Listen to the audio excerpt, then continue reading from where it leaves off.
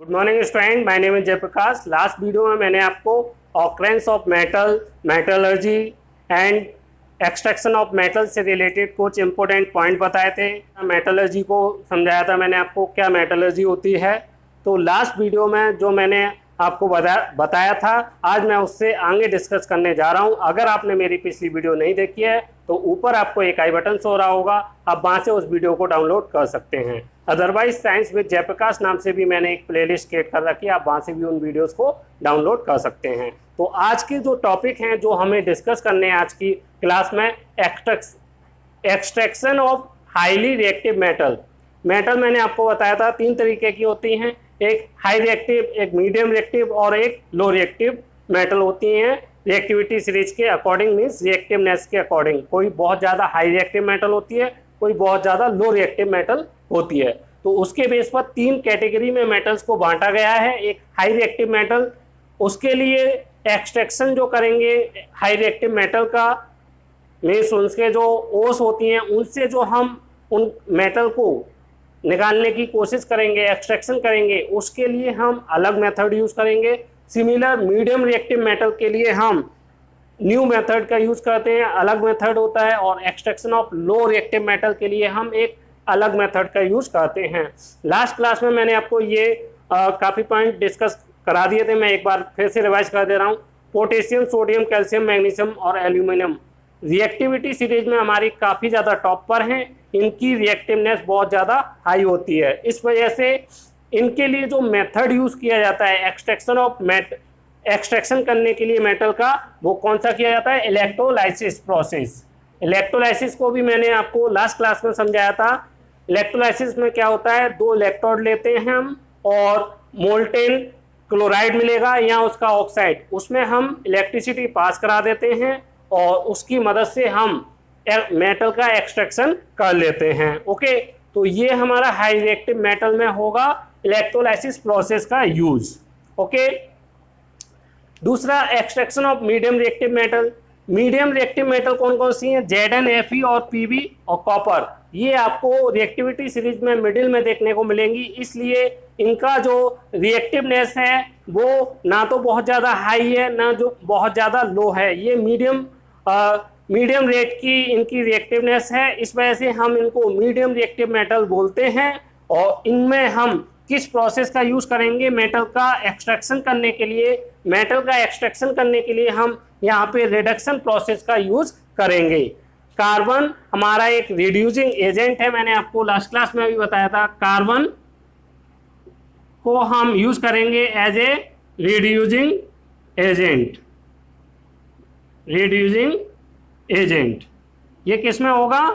Reduction process में। Okay, means medium metal के extraction कराने के लिए हम रिडक्शन प्रोसेस का यूज करेंगे और उसमें कार्बन को रिड्यूसिंग एजेंट के तौर पर हम यूज करेंगे।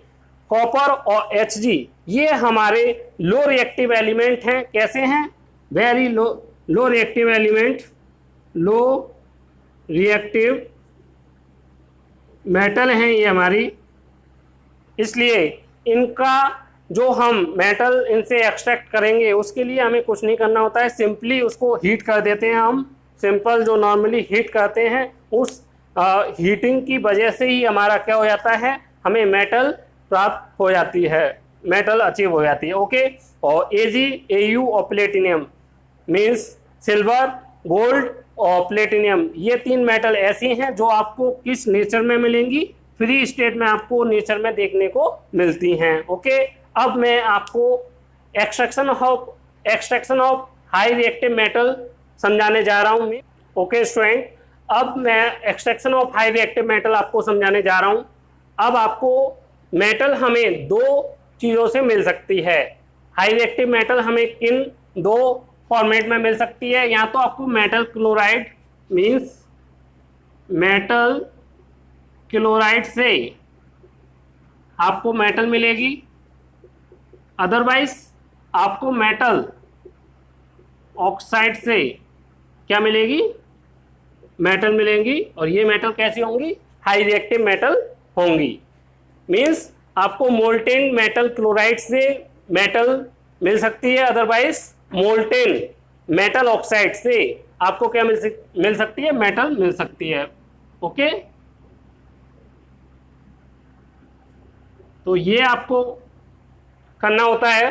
तो सबसे पहले हम क्या करते हैं, दो केस हो सकते हैं हमारे। When A molten metal chloride is electrolyse, means अगर हमारे पास कोई मेटल क्लोराइड मोल्टेन फॉर्म में है, तो अगर हम उसमें इलेक्ट्रिसिटी पास कराएं, जैसे मैं यहाँ पे NaCl का केस ले रहा हूँ। NaCl हमारा क्या है, एक मेटल क्लोराइड है। ये हमारा क्या है, मेटल क्लोराइड, और इसको मैंने मेल्ट कर लिया है, मोल्टेन फॉर्म में कन्वर्ट कर लिया है by heating.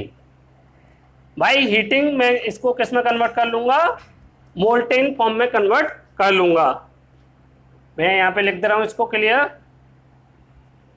Molten form by heating. Okay, तो हीट करके मैं इसको NaCl को मोल्टेन फॉर्म में कन्वर्ट कर लूंगा। जैसे ही मैं इसको मोल्टेन फॉर्म में कन्वर्ट करूंगा, तो बच्चों आपको यहाँ क्या देखने को मिलेंगे, ये जो NaCl है किस में कन्वर्ट हो जाएगा, Na+ और Cl- में कन्वर्ट हो जाएगा। मीन्स ये आयंस में ब्रेक हो जाएगा। NaCl मोल्टेन फॉर्म में जैसे ही हम कन्वर्ट करेंगे, आपको पता है NaCl एक कैसा आयोनिक बॉन्ड, आयोनिक कंपाउंड है, और मोल्टेन फॉर्म में कन्वर्ट करने पर ये आयंस में ब्रेक हो जाएगा, Na+ और Cl-। अब होता क्या है, ये जो नेगेटिव है इसको हम बोलते हैं कैथोड, और जो पॉजिटिव है ये वाला पॉजिटिव, और ये हमारा नेगेटिव। नेगेटिव वाले इलेक्ट्रोड को, ये हमारे दो इलेक्ट्रोड हैं, ये दो हमारे क्या हैं, इलेक्ट्रोड हैं, इलेक्ट्रोड हैं ये ए मान लो और बी मान लेते हैं हम। ए और बी हमारे दो इलेक्ट्रोड हैं। नेगेटिव वाले को हम कैथोड बोलते हैं और पॉजिटिव वाले को हम क्या बोलते हैं, एनोड। एनोड। ओके, तो होता क्या है, Na हमारा पॉजिटिव चार्ज है, ये किधर मूव करने की कोशिश करेगा, इस नेगेटिव के ओर अट्रैक्ट होता है, आकर्षित होता है। ये Na+ पॉजिटिव चार्ज है और ये नेगेटिव कैथोड की ओर अट्रैक्ट होता है। क्यों, क्योंकि यहाँ पे नेगेटिव चार्ज है, यहाँ पे इलेक्ट्रॉन हैं। ओके, तो होता क्या है, यहाँ पर जब हम NaCl को मोल्टेन फॉर्म में कन्वर्ट करते हैं, ये किस में कन्वर्ट हो जाता है, Na और Cl2। ओके, ये होता है हमारा, यहाँ पे Cl के दो हैं तो 2 मल्टीप्लाई इधर हो जाएगा, और 2 Na के इधर हो गए तो 2 इधर मल्टीप्लाई हो गया। ये हमारी बैलेंस रिएक्शन हो गई। ये हमारा होता है एक्चुअल में। होता क्या है, ये पॉजिटिव चार्ज है जो वो कैथोड पे जाता है और इलेक्ट्रॉन गेन करके किसमें, एटम में कन्वर्ट हो जाता है। ये आयन की फॉर्म में है। ये कैथोड में जो इलेक्ट्रॉन है, कैथोड से इलेक्ट्रॉन गेन करके किस में कन्वर्ट हो जाता है, एटम फॉर्म में कन्वर्ट हो जाता है। कैसे, कैथोड पे क्या रिएक्शन होगी, टोटल रिएक्शन हमारी ये होगी, ये NaCl किस फॉर्म में ब्रेक होगा, Na और Cl2। Na हमारा कहाँ पे आपको देखने को मिलेगा, कैथोड पे। कैथोड पे आपको Na जमा होता हुआ दिखाई देगा, और क्लोरीन गैस कहाँ पे जमा होती हुई दिखाई देगी, कहाँ डिपॉजिट होगी, एनोड पे। कैसे होती है अब वो देखते हैं।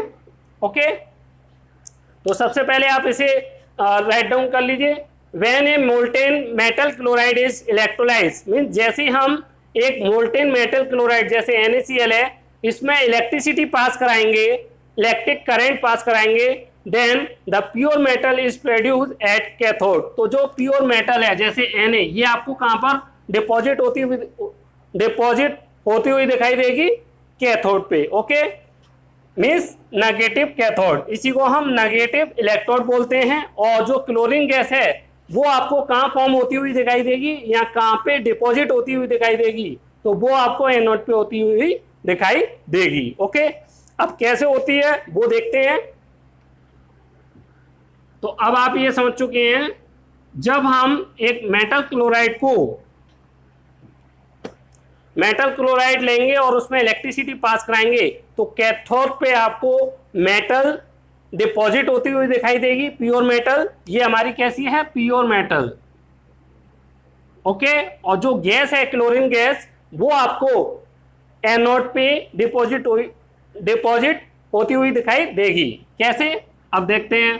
कैथोड पे क्या रिएक्शन होगी, कैथोड एट कैथोड, कैथोड पे क्या होगा हमारा, जो हमारा यहाँ पे Na+ पॉजिटिव चार्ज है, पॉजिटिव के मीन्स पॉजिटिव आयन है ये,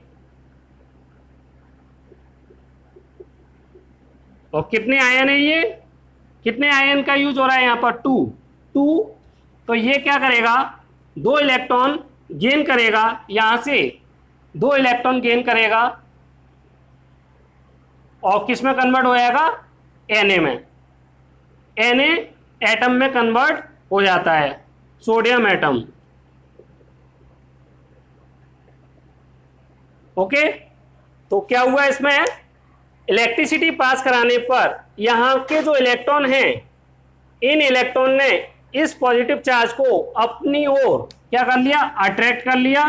तो इन इलेक्ट्रॉन को ये ले लेता है पॉजिटिव आयन, और पॉजिटिव आयन जैसे ही इलेक्ट्रॉन गेन कर लेगा वो किस में कन्वर्ट हो जाएगा, सोडियम एटम में कन्वर्ट हो जाएगा। ओके, तो ये रिएक्शन हमारी होती है कैथोड पे। ओके, अब हमारी एनोड पे क्या रिएक्शन होगी वो देखते हैं। तो एनोड पे क्या रिएक्शन होगी, एनोड पे जो रिएक्शन होगी उसको देखते हैं। एट एनोड,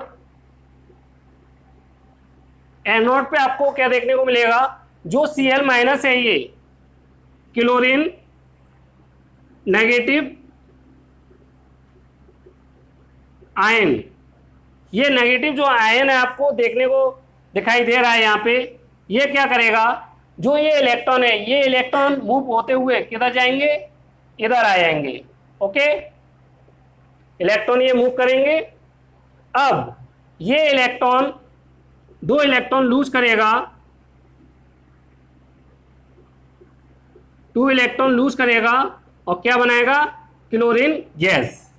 तो यहाँ पे क्या किया है, सोडियम आयन ने इलेक्ट्रॉन गेन करके यहाँ पे प्योर मेटल में डिपॉजिट हो गया है कैथोड पे, और जबकि एनोड पे आपको क्या देखने को मिल रहा है, ये जो नेगेटिव क्लोरीन आयन है ये अपने 2 इलेक्ट्रॉन इधर लूज कर देंगे, 2 इलेक्ट्रॉन इधर लूज करेंगे और किसमें, क्लोरीन गैस में कन्वर्ट हो जाएंगे,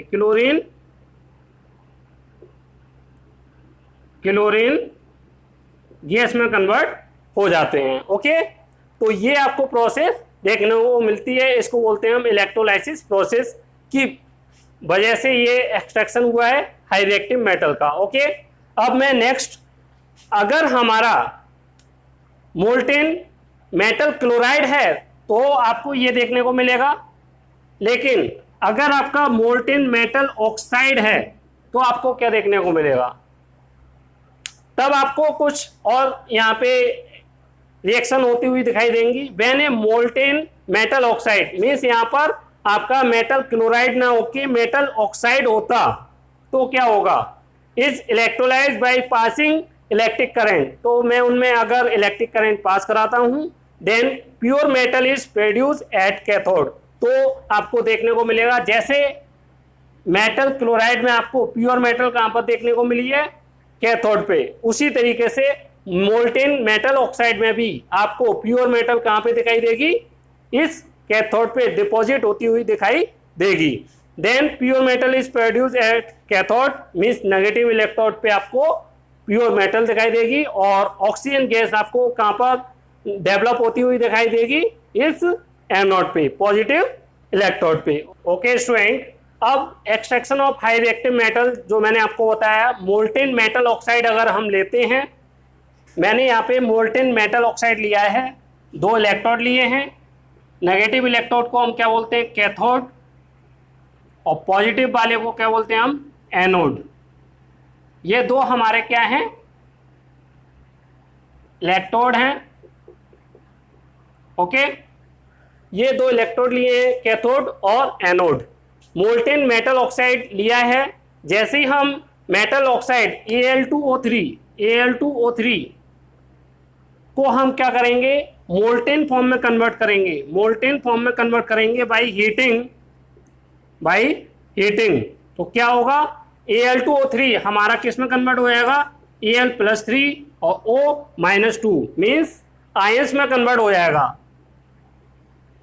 Al2O3 को जैसे ही हम मोल्टेन फॉर्म में कन्वर्ट करेंगे हीटिंग के द्वारा, तो ये आयंस की फॉर्म में कन्वर्ट हो जाएगा, Al+3 और O-2। अब ये हमारा पॉजिटिव आयन है, ये हमारा पॉजिटिव आयन होने की वजह से किधर अट्रैक्ट होगा, नेगेटिव इलेक्ट्रोड की तरफ।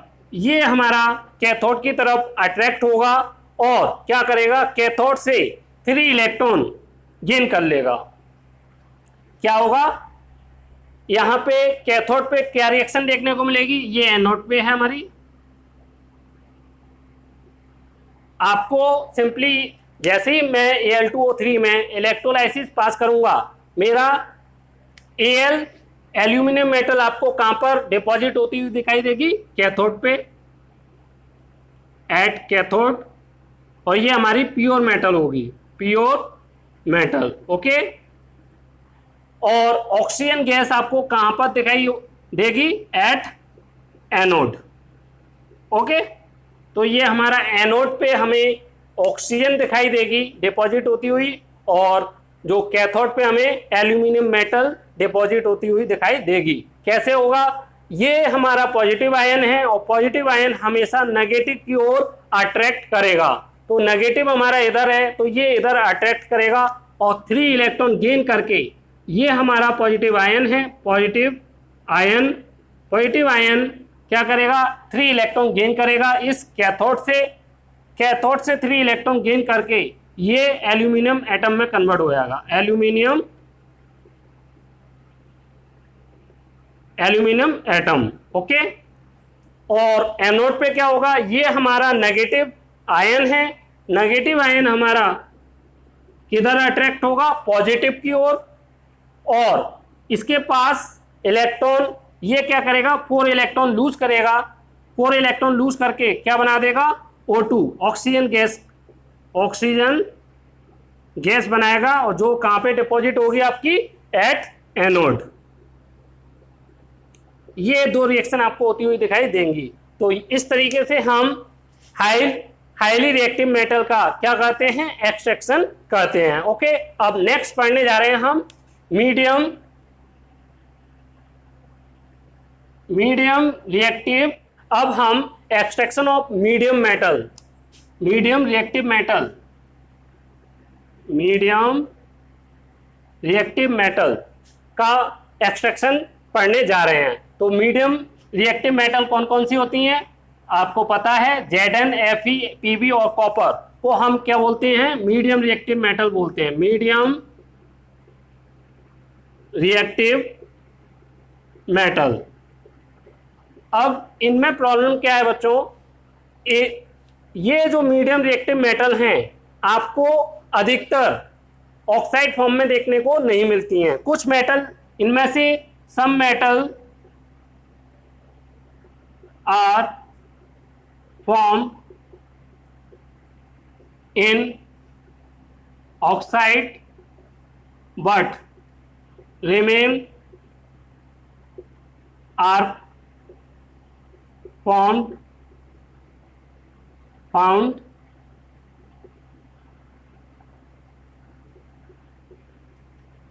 found in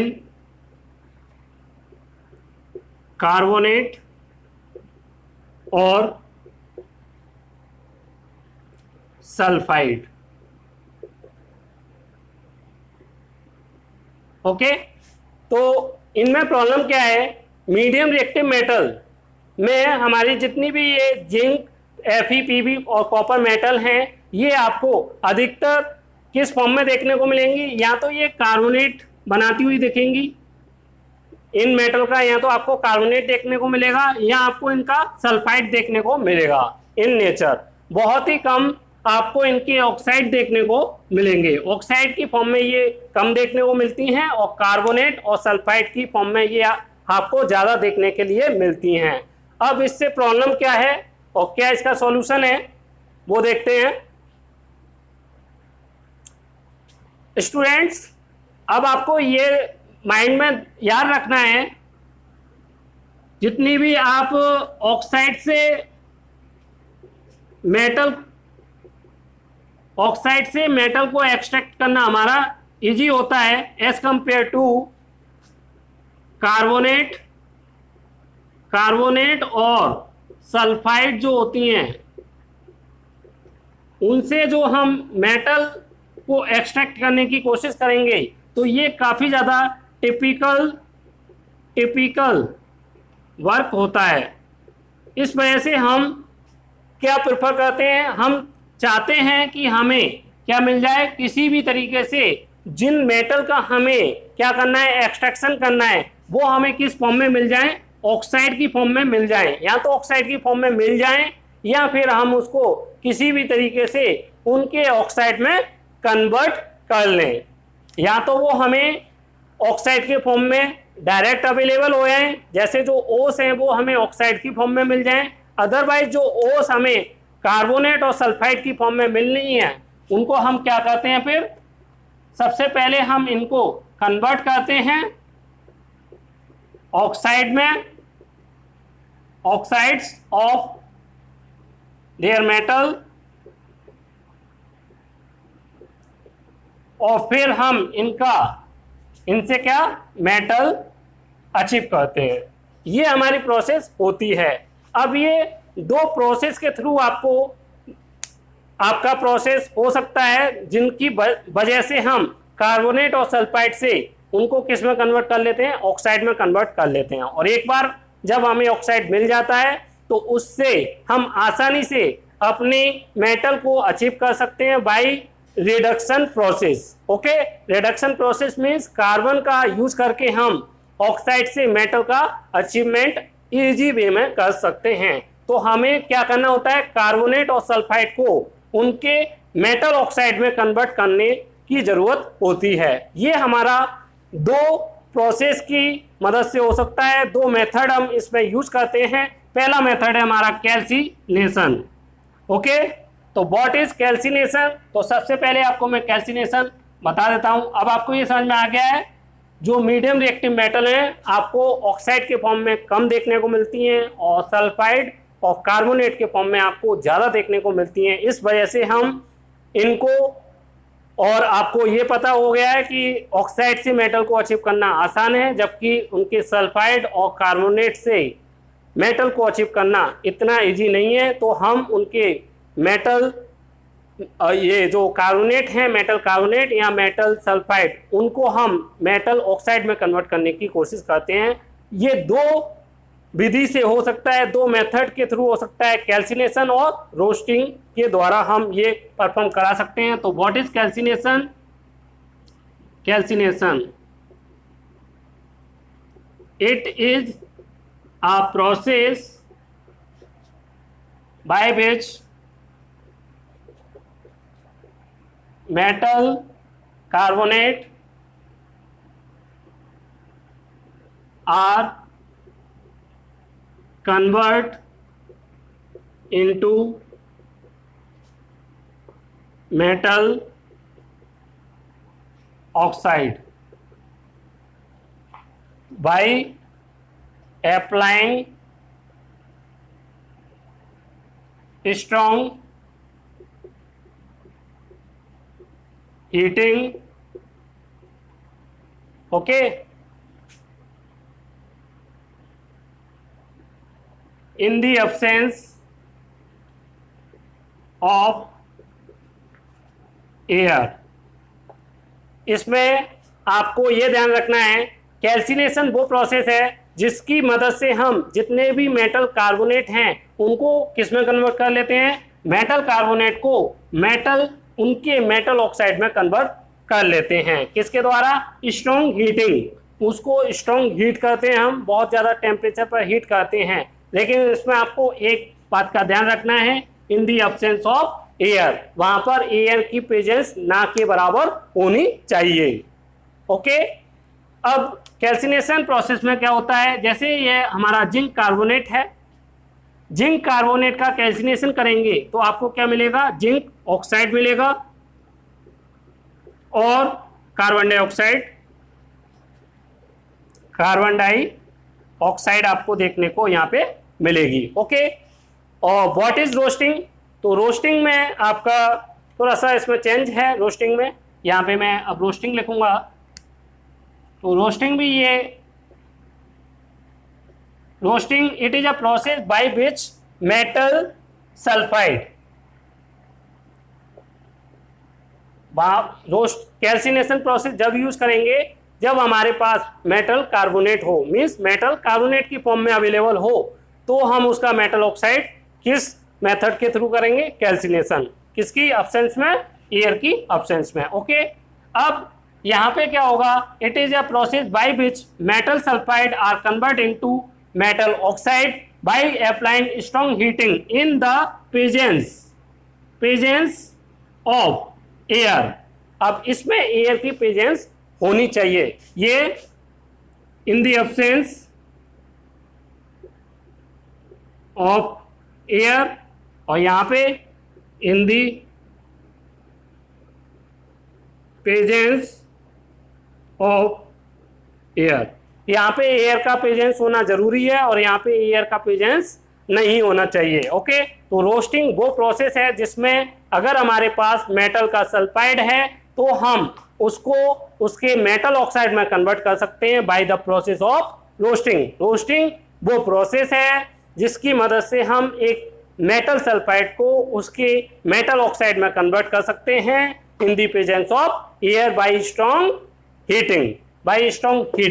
और कैल्सिनेशन वो प्रोसेस है जिसकी मदद से हम मेटल कार्बोनेट को मेटल ऑक्साइड में कन्वर्ट कर सकते हैं in the absence of air by strong heating. Okay, तो ये, और फिर आप देख रहे हैं कैल्सिनेशन से भी हमें क्या मिल रहा है? जिंक ऑक्साइड, और रोस्टिंग से भी हमें क्या मिल रहा है? Zinc oxide. ये देखने को मिल रहा है जिंक ऑक्साइड।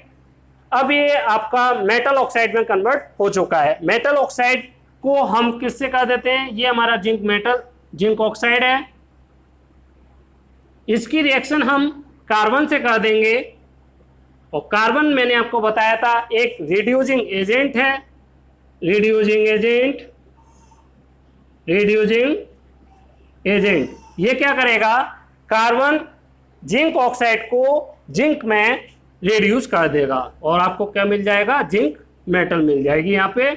और ये कार्बन मोनोऑक्साइड। ओके, अब लास्ट आपका क्या बचता है? Extraction of low reactive metal. Low reactive metal, इसमें क्या होता है इसको भी देख लेते हैं।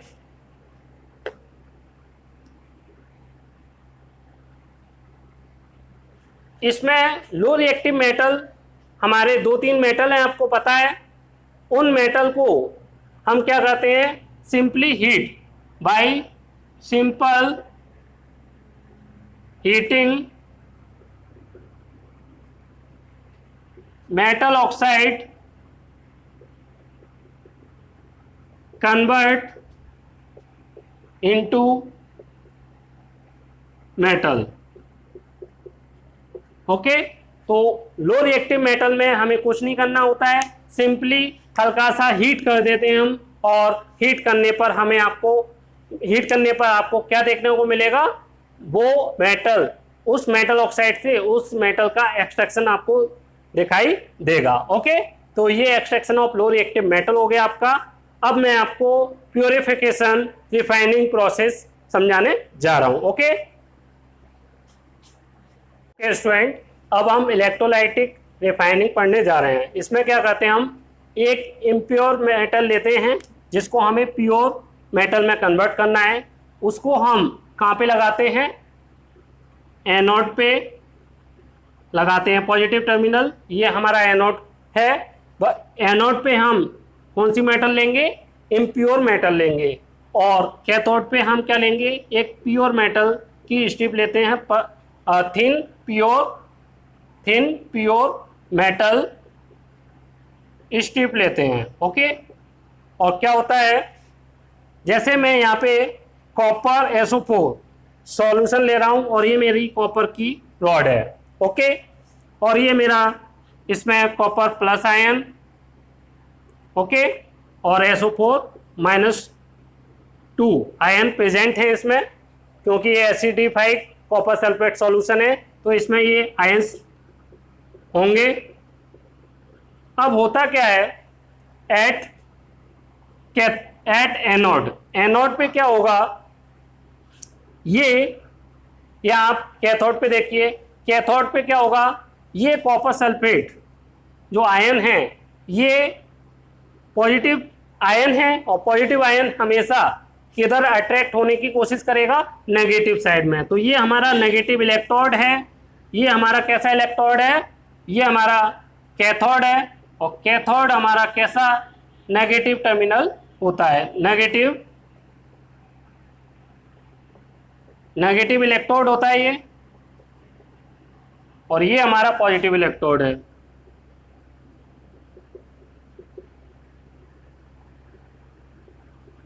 ओके, तो यहाँ पे इम्प्योर मेटल हमने एनोड पे लिए पॉजिटिव टर्मिनल पे, और नेगेटिव टर्मिनल पे मींस कैथोड पे हमने एक प्योर मेटल की एक पतली सी स्ट्रिप ले रखी है। कॉपर सल्फेट का एसिडिफाइड सॉल्यूशन लिया है, और ये हमारा जो आपको टैंक टाइप का दिखाई दे रहा है वो क्या है, इलेक्ट्रोलाइटिक टैंक, इलेक्ट्रोलाइटिक टैंक है। और फिर होता क्या है, आप कैथोड पे क्या रिएक्शन देखेंगे, तो कैथोड पे क्या होगा, ये जो हमारा पॉजिटिव आयन है कॉपर सल्फेट के, कॉपर के पॉजिटिव आयन है वो नेगेटिव टर्मिनल की ओर अट्रैक्ट होंगे। ये पॉजिटिव आयन, ये हमारे जो पॉजिटिव आयन हैं वो नेगेटिव टर्मिनल की ओर अट्रैक्ट होंगे मीन्स कैथोड की तरफ, और क्या करेंगे, 2 इलेक्ट्रॉन गेन करेंगे, कैथोड से 2 इलेक्ट्रॉन गेन करेंगे और क्या बना लेंगे, कॉपर बना लेते हैं। ओके, तो कॉपर यहाँ पे आ जाता है, और ये Cu+2 कॉपर प्लस आयन कहाँ से आए हैं, ये यहाँ से। ये जो इम्प्योर मेटल थी, इम्प्योर मेटल ने क्या किया, जैसे ही इम्प्योर मेटल हमारी डिप होती है एसिडिफाइड कॉपर सल्फेट सॉल्यूशन में, तो ये किस में कन्वर्ट हो जाती है, 2 इलेक्ट्रॉन लूज करती है, कॉपर 2 इलेक्ट्रॉन लूज करता है और कॉपर पॉजिटिव आयन में कन्वर्ट हो जाता है। इस तरीके से ये कॉपर +2 आयन इसको देती जाएगी और 2 इलेक्ट्रॉन क्या करेगी, लूज करेगी। ये 2 इलेक्ट्रॉन हमारे इधर जाएंगे और ये 2 इलेक्ट्रॉन हमारे इधर आएंगे। ये 2 electron copper plus ion gain करता है और क्या बना लेता है, कॉपर बना लेता है। इस तरीके से होगा क्या, ये जो इम्प्योर मेटल है Cu+2 के फॉर्म में इसमें स्लोली डिप होती चली जाएगी, और ये इम्प्योर मेटल की जो थिकनेस है स्लोली कम होती चली जाएगी। ये आपको इम्प्योर मेटल की थिकनेस कम होती हुई दिखाई देगी, और ये कॉपर +2 आयन यहाँ से 2 इलेक्ट्रॉन गेन करके इधर डिपॉजिट होते हुए चले जाएंगे। इस तरीके से आप देखेंगे प्योर मेटल हमारी कहाँ पे डिपॉजिट हो जाएगी, कैथोड पे। तो प्योर मेटल यहाँ पे लिख देता हूँ मैं, pure metal is deposit at cathode while mud deposit at anode. और जो आप ये कॉपर सल्फेट आयन देख रहे हैं मीन्स ये कॉपर इम्प्योर मेटल कॉपर थी, उसने 2 इलेक्ट्रॉन क्या किया है, 2 इलेक्ट्रॉन लूज किए हैं और कॉपर पॉजिटिव आयन में कन्वर्ट इस सॉल्यूशन में गिरते चले गए हैं। ये मेटल कॉपर पॉजिटिव आयंस की फॉर्म में इस मेटल एसिडिफाइड सॉल्यूशन में मिक्स होती चली गई है। ओके, तो जो इसमें इम्प्योरिटी थी वो इम्प्योरिटी सॉल्यूबल थी, वो तो इस कॉपर सल्फेट के सॉल्यूशन में घुल चुकी है, और जो इनसॉल्यूबल थी वो आपको यहाँ मड के फॉर्म में, एनोड मड के फॉर्म में एनोड के नीचे जमा होती हुई डिपॉजिट होती हुई दिखाई देगी। इसी को बोलते हैं एनोड मड। ओके, एक बार और मैं रिपीट कर दे रहा हूं, हम एक इम्प्योर मेटल लेंगे और इम्प्योर मेटल को हम किधर कनेक्ट करेंगे, एनोड पॉजिटिव टर्मिनल पे कनेक्ट करेंगे, और नेगेटिव टर्मिनल पे हम एक प्योर मेटल की थिन स्ट्रिप लेंगे, उसको कनेक्ट कर देंगे, मीन्स कैथोड पे कनेक्ट कर देंगे। फिर हम एक इलेक्ट्रोलाइट टैंक लेंगे और उसमें एसिडिफाई कॉपर सल्फेट का सॉल्यूशन फिल करेंगे। जैसे ही ये impure metal copper sulphate solution, acidify copper sulphate solution के कांटेक्ट में आएगी, ये क्या करेगी, दो इलेक्ट्रॉन लूज करके, दो इलेक्ट्रॉन लूज करके क्या बनाएगी, पॉजिटिव आयन का फॉर्मेशन करेगी, और पॉजिटिव आयन हमारे इस सॉल्यूशन में आते चले जाएंगे। इस सॉल्यूशन में copper ion, positive copper ion की संख्या बढ़ती चली जाएगी, और ये कॉपर सल्फेट आयन, जो कॉपर आयन है, पॉजिटिव आयन, ये क्या करेंगे, नेगेटिव की ओर अट्रैक्ट करेंगे और यहाँ से दो इलेक्ट्रॉन गेन करेंगे, और क्या बना देंगे, कैथोड से दो इलेक्ट्रॉन गेन करके कॉपर मेटल का फॉर्मेशन, मीन्स डिपोजिशन आपको यहाँ पे दिखाई देगा। यहाँ पे जो आपको थिन प्योर मेटल स्ट्रिप दिखाई दे रही थी, आप देखेंगे स्लोली इसकी थिकनेस, हमारी थिकनेस क्या होगी, इसकी थिकनेस हमारी डिक्रीज होती चली जाएगी, और इसकी थिकनेस जो होगी, थिकनेस वो हमारी स्लोली इंक्रीज करती हुई चली जाएगी। क्यों, क्योंकि ये कॉपर पॉजिटिव आयन के फॉर्म में इस copper sulphate, acidify copper sulphate solution में मिक्स होता चला जा रहा है, और इसकी थिकनेस कम होती चली जा रही है, जबकि कॉपर पॉजिटिव आयन यहाँ से दो इलेक्ट्रॉन गेन करके इसमें डिपॉजिट होते चले जा रहे हैं, इसलिए इसकी थिकनेस आपको इंक्रीज होती हुई दिखाई देगी। और जो इसमें इम्प्योरिटी थी, जो सोल्यूबल इम्प्योरिटी थी, वो इस कॉपर सल्फेट सॉल्यूशन में मिक्स हो जाएगी, और जबकि जो इनसॉल्यूबल इम्प्योरिटी थी वो आपको मड के फॉर्म में एनोड टर्मिनल के नीचे आपको दिखाई देगी। ओके, तो ये हमारा इलेक्ट्रोलाइटिक रिफाइनिंग प्रोसेस है, जो मैंने आपको कंप्लीटली और विद एग्जांपल और फुल एक्सप्लेनेशन के साथ आपको बताने की कोशिश करी है। अगर आपको वीडियो पसंद आई हो तो प्लीज़ वीडियो को लाइक करें, वीडियो को शेयर करें, वीडियो पर कमेंट करें, और अभी तक चैनल को सब्सक्राइब नहीं किया है तो प्लीज़ चैनल को सब्सक्राइब करें। Thank you very much.